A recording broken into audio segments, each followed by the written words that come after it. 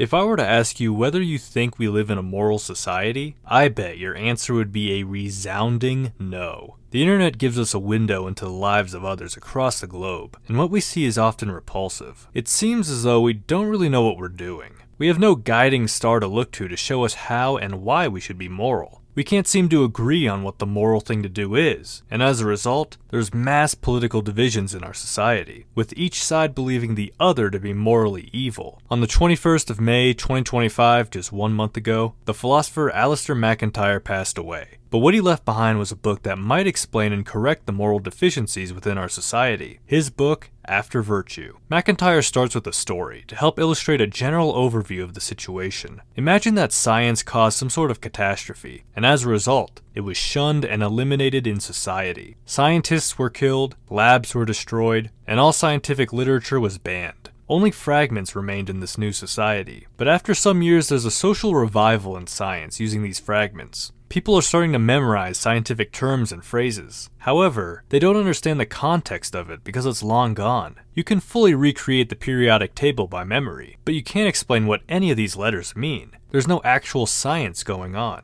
MacIntyre sees the history of morality in our world the same way. We're currently living in a society where we have the language and appearance of morality. We could go on about right and wrong all we want, but we don't have the context, the substance of morality. We don't know what any of this means. There's so much moral disagreement today where it almost seems like some endless debate is going on. Consider these two arguments on abortion. Everyone has certain rights over his or her person, including his or her own body. It follows from the nature of these rights that at the stage where the embryo is essentially part of the mother's body, the mother has a right to make her own uncovered decision on whether she will have an abortion or not. Therefore, abortion is morally permissible and ought to be allowed by law. Now compare that argument with this one. Murder is wrong. Murder is the taking of innocent life. An embryo is an identifiable individual, differing from a newborn infant only in being at an early stage on the long road to adult capacities, and, if any life is innocent, that of an embryo. If infanticide is murder, as it is, abortion is murder. So abortion is not only morally wrong, but ought to be legally prohibited. When it comes to these arguments and many more, MacIntyre recognizes some shared commonalities. Firstly, both arguments are logically valid. The conclusions follow from the premises. However, we can't rationally weigh the premises against each other. In this example, we're weighing individual rights against the wrongness of murder. But despite this, the second characteristic of these moral disagreements is that they claim to be objective and impersonal. And thirdly, they detach themselves from historical context. We might be able to recognize Locke when talking about our rights, or Aquinas in our second argument, but their influence is coming from a certain historical and cultural context. So what happened? Why are we in this situation full of extreme moral disagreement and divide? MacIntyre hones in on a philosophy that emerged in the early 20th century known as emotivism. Here's how he defines it. All evaluative judgments, and more specifically, all moral judgments, are nothing but expressions of preference, expressions of attitude or feeling, insofar as they are moral or evaluative in character. So when I say breaking into my car is wrong, that's just a feeling of mine. Now MacIntyre breaks down why emotivism is obviously wrong, but there are two important takeaways here. One, we could clearly see emotivism in our culture today, with our moral opinions being simply our emotions and feelings. Secondly, emotivism didn't just spring up randomly. MacIntyre traces it back through the history of ethical philosophy. Emotivism is in response to a philosophy called intuitionism, which in turn was in response to ethical philosophers coming out of the Enlightenment. So keep the Enlightenment in mind, because that seems to be the turning point for the mess we're in now. But before we go after the Enlightenment, let's look more specifically at our culture today and how emotivism influenced it. One important emotivist aspect of our culture is the lack of distinction between manipulative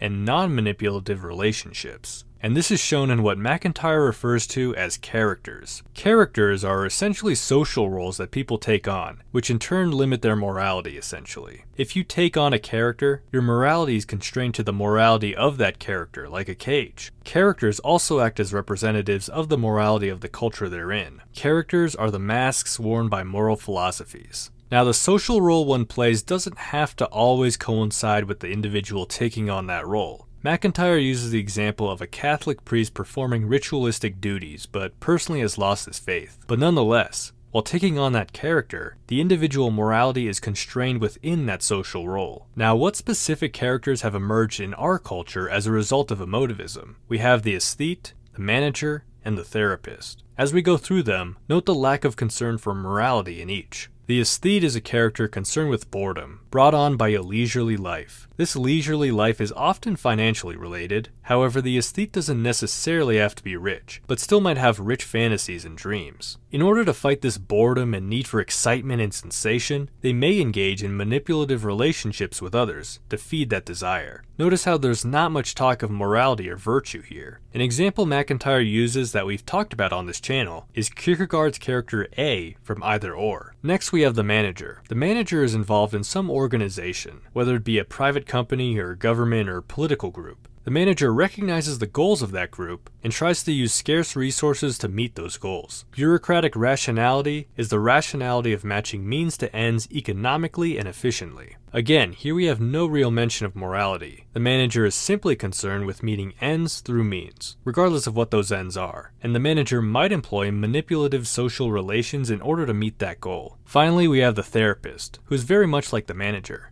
concerned with means and ends, but in personal affairs rather than organizational affairs. The therapist also treats ends as given, as outside his scope. His concern also is with technique, with effectiveness in transforming neurotic symptoms into directed energy, maladjusted individuals into well-adjusted ones. Neither the manager nor therapist, in their roles as manager and therapist, do or are able to engage in moral debate. So we have our characters in today's society, and you may recognize some of them yourselves. Again, note the disregard for morality and more specifically the lack of any distinction between manipulative and non-manipulative relationships employed to meet certain ends. And remember, what links them all together is the philosophical and cultural consequences of emotivism. Emotivism informs a great deal of contemporary moral utterance and practice, and more specifically, that of the central characters of modern society. With our outline of the moral problems facing moral society, as brought about by emotivism, MacIntyre's next step is to look back into the Enlightenment, see what went wrong, and from there we might find a solution to our problems. MacIntyre goes after a lot of Enlightenment-era moral philosophies, from Kierkegaard, who is responding to Kant, who is responding to Hume, and you get the point. Now MacIntyre goes in and explains why all of these people were wrong, but there is a central problem with all of their ethics, which led their projects to fail, and which inevitably led to emotivism, the lack of a teleological view of humanity. Essentially, teleology is all about goals and ends. What is the goal or end of something? A teleology of a person would imply that the person has some sort of end or goal or purpose to meet. These Enlightenment philosophers rejected this view that humans have a teleology or purpose. Now, why is that so important? Well, MacIntyre uses the example of a watch, which I found pretty effective. If I were to say, this watch is bad, you may take this as just a statement of opinion, perhaps an emotivist outburst. But if I were to say, this watch is bad because it isn't telling the time right, then we might consider it a factual statement. Why? Because we recognize the function of a watch is to be able to tell time, and when a watch is not fulfilling that function, we may factually call it a bad watch. But if we took the teleological view that humans have a purpose, if a human weren't meeting that purpose or function based on an action, we could then make a factual claim about that action. To call something good, therefore, is also to make a factual statement. To call a particular action just or right is to say that it is what a good man would do in such a situation. Hence, this type of statement too is factual. In sum, the problem of Enlightenment moral philosophy and emotivism is that it rejects the Aristotelian view that there is a teleological explanation for a human. That view that man has an essential nature or purpose.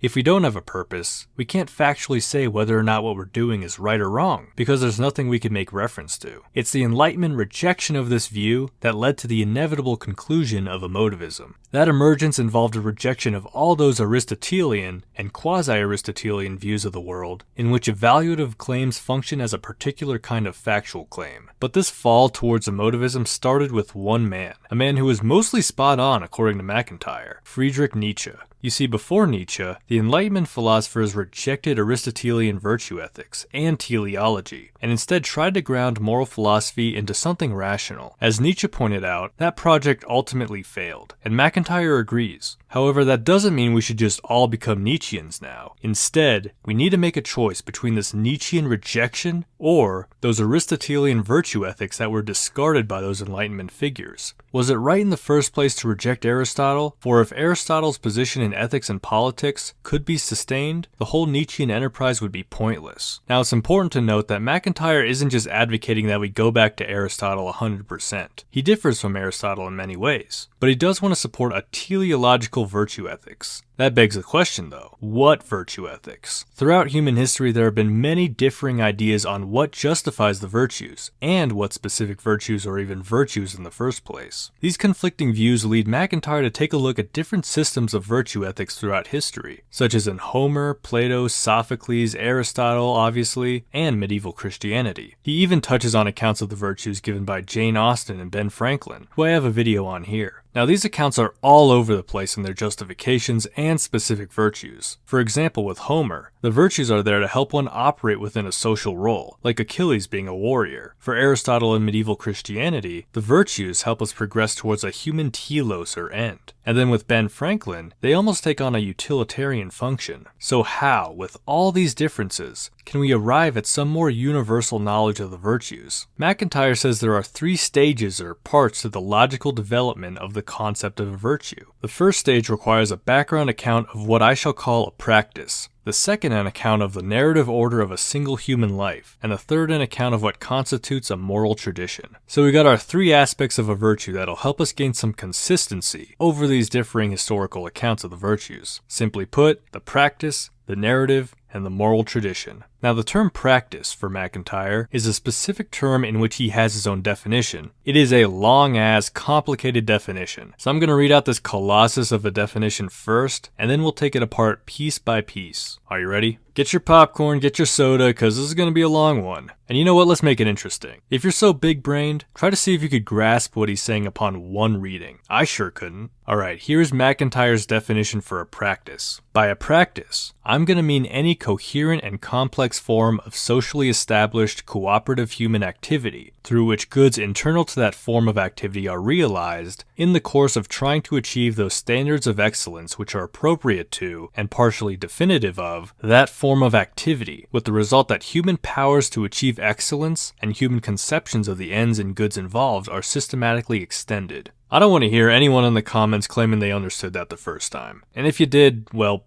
aren't you the straight A student? Some of us need after-school tutoring, okay? So let's break it down. A coherent and complex form of socially established cooperative human activity. So the practice needs to make sense socially and involve cooperation. An example used is football. It's coherent, it involves cooperation, and it's socially established. Next part, through which goods internal to that form of activity are realized in the course of trying to achieve those standards of excellence which are appropriate to, and partially definitive of, that form of activity. So that's a long one, but to cut out some language, it's basically saying that when you do this activity well, and achieve goals within that activity, you realize goods that are internal to that activity. So what does that mean? MacIntyre uses the example of getting a kid to play chess. If you offer the kid candy to play and extra candy to win a game of chess, that candy is an external good. It's a good separate from chess. But if that kid learnt chess for chess's sake, if they hone their skills and achieve those standards of excellence, they'll realize a good internal to chess, that is, chess playing skill. It's not even about winning the game, which would be an external good. It's about achieving a standard of excellence. Notice, if the kid cheats at chess, then they don't really become a good chess player. They lose out on that internal good, even if they get the external good of candy. So a practice is going to focus on that internal good. So let's take a look at some examples of practices. Chess we already mentioned, football, architecture, and farming are all used in the book as examples of practices. One of the practices in my life is comic making. You know, it's a socially established, cooperative human activity. Even if I draw alone,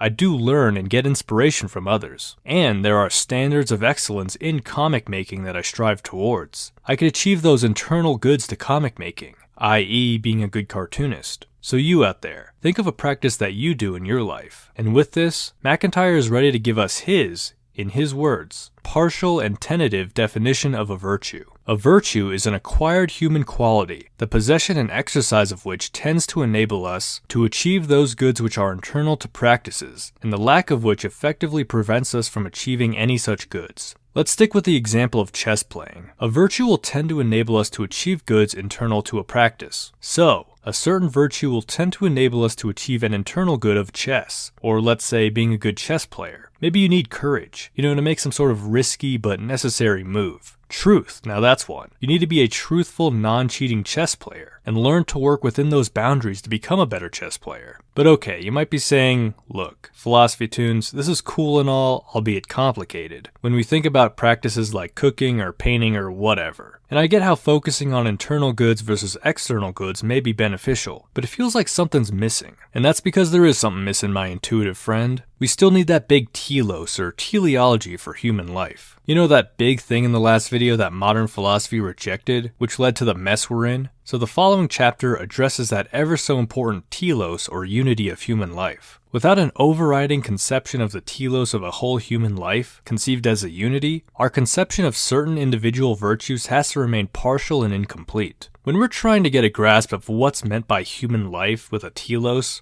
or human life as a unity, we gotta talk about selfhood here. And MacIntyre wants to think of the self in the form of a narrative, a story. What is the story of your life? Now there are many different parts to this whole narrative view of the self. First is intent and how it plays into our narrative. MacIntyre uses the example of someone gardening. When we ask what that person is doing, we could reply that they're gardening, or maybe they're exercising, or maybe they're preparing for winter, or maybe they're trying to please their wife by gardening. It all depends on the intent of the person and the narrative of their life. This is further emphasized in seemingly unintelligible actions. We can make sense of acts when we put them in the context of certain narratives. Again, using MacIntyre's own examples, imagine you're waiting for a bus and a guy comes up to you and says that the name of a common wild duck is Histrionicus histrionicus histrionicus. It seems bizarre, but when we see it in the context of a narrative, it could make sense. Maybe he's a spy and it's a secret phrase. Maybe it's an attempt to overcome shyness. Maybe someone yesterday asked him for the name of a wild duck and he mistook you for that person. The point is, the narrative is crucial to understanding human actions. Now, another key aspect of this narrative of our lives is unpredictability. We don't know where we're going in our stories. We're like characters in a story with our own goals, but we don't know how things will end up. And yet this unpredictability is also part of our narrative. How do we address it? How do we act in ways to turn that unpredictability into some sort of expected future? Also, although we can see our own individual life as a narrative from birth to death, we also interact with other narratives. First off, we're all characters in someone else's narrative, and their narrative influences our narrative. But more importantly, we're a part of a much larger human narrative. We inherit a history, an environment, a society, a moral tradition, and the overall human narrative shapes our own individual narrative. We enter upon a stage which we did not design, and we find ourselves part of an action that was not of our making. Each of us, being a main character in his own drama, plays subordinate parts in the dramas of others, and each drama constrains the others. Now, I'll be honest, this book is tough to read, and it's hard to find the parts where everything is put together all nice-like. So from everything we covered in this video, let me try to do just that. Sum it up in a really nice, easy way. The telos of human life can be seen in the narrative, or maybe narratives of our human lives. Our individual narrative, our role in the narrative of human history, our narrative in the narratives of others, etc. We also inherit a moral tradition that influences these narratives. In order to live a good moral life, we should engage in practices and adopt those virtues which help us achieve the goods internal to that practice. And what practices we pursue depend on the narrative telos of our human lives. Putting this into an example, let's talk about a baseball player.